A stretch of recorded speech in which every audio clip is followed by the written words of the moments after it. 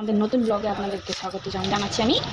আর আজ আমাদের রান্না হবে। আমি আগে ভাতটা বসিয়ে দিই, তারপর আপনাদের সাথে আমি কথা বলবো। দেখুন এখানে আমাদের বাজার চলে আসছে, তেল, মুরগির মাংস, নুন, টমেটো, ধনিয়া পাতা। দেখুন ধনিয়াটা অনেক তাজা আছে।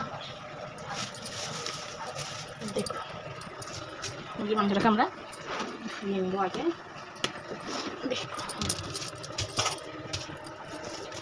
আপনাদেরকে আমি খুলে দেখাচ্ছি।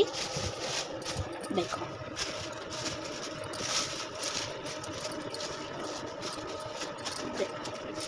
আপনাদেরকে কেটে ভালো করে ধুয়ে তারপর আমি দেখাচ্ছি।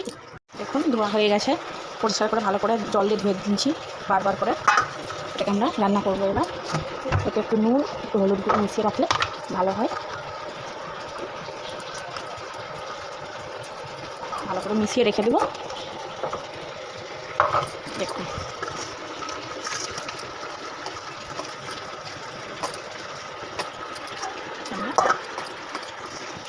মিশিয়ে রেখে দিব। পেঁয়াজ আর ধনিয়া পাতাও কাটা হয়ে গেছে। টমেটো কেটে নিচ্ছি আমরা।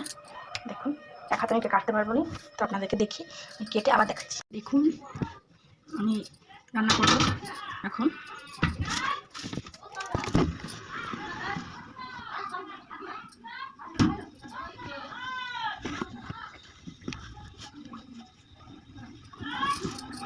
দেখে নিন গ্যাসটা আমি দিয়ে নিব, তেল দিয়ে দেবো।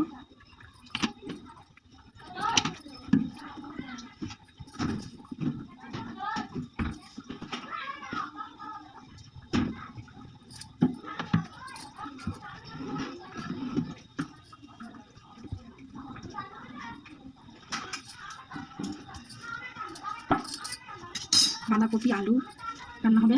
দেখুন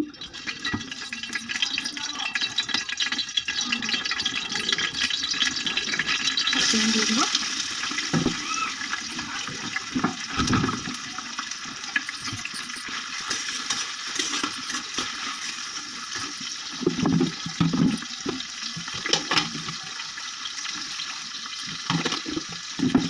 মুরগির মাংস রান্না হবে এইখানটায়। এখানে ভাতটা আমরা দেখে নেবো হচ্ছে কি, অনেকটাই বাকি আছে হচ্ছে। এখানে সব আমি রেডি করে নিয়েছি। আদা রসুন, এখানে আমাদের এই বাঁধাকপি আলু আমাদের রান্না হবে টমেটো দিয়ে। এখানে রান্নাটা হচ্ছে এখানে।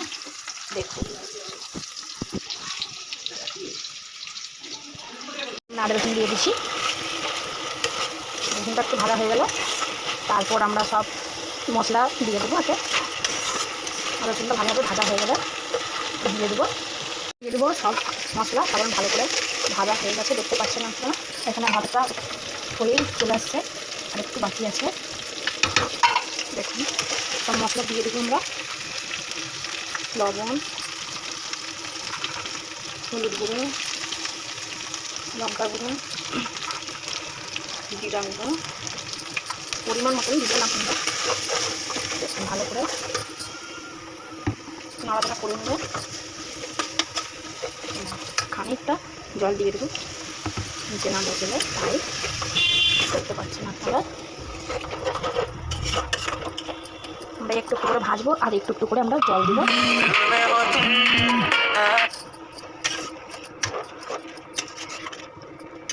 দেখুন একটু ভেজে ভালো করে আমরা মশলাটা ভালো করে ভেজে নেব। দেখুন রান্না ফুল বাঁধাকপি আলু রান্না হচ্ছে।